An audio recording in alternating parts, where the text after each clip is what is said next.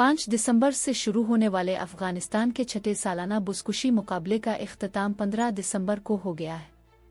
इस मुकाबले में मुल्क भर से 11 टीमों ने हिस्सा लिया और जीतने वाली टीमों को नकदी इनामात, गाड़ियां और घोड़े इनामे दिए गए। पोलो की तरह बुसकुशी के खेल में भी खिलाड़ी घोड़े की पीठ पर सवार होते हैं, लेकिन इसमें गेंद की जगह बाकुरी अभील की लाश का इस्तेमाल होता है। सदियों पुराना अफगान खेल बुसकुशी अफगान अक़वाम के दरमियान इत्तेहाद की एक अलामत बन चुका है।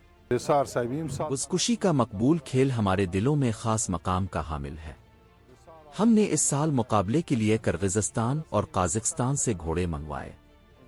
खेल के शौकीन अफराद गाड़ियां खरीदने की बजाय घोड़ों में सरमायाकारी करते हैं, जो इस खेल से मोहब्बत का सबूत है।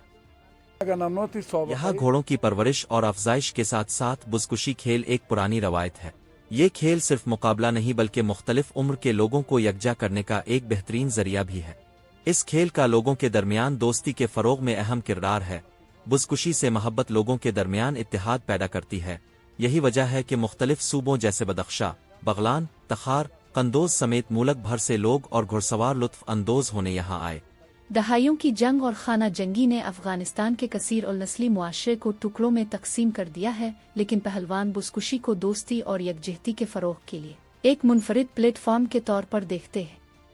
प्रोग्राम इंतज़ामिया के मुताबिक ये खेल जंग ज़दा अफगानिस्तान में दरपेश बहरानों के बावजूद फ़रोग़ पा रहा है। इस मुकाबले के लिए तैयार किए गए घोड़ों की कीमत 70,000 से 2 लाख अमरीकी डॉलर तक है। मुझे बुसकुशी बहुत पसंद है और मैं सुबह सिरीपुल से काबुल इस खेल का लुत्फ उठाने आया हूँ। मुझे यकीन है कि हमारी टीम मुकाबले में जीत जाएगी। बुसकुशी हमारी सकाफत का हिस्सा है।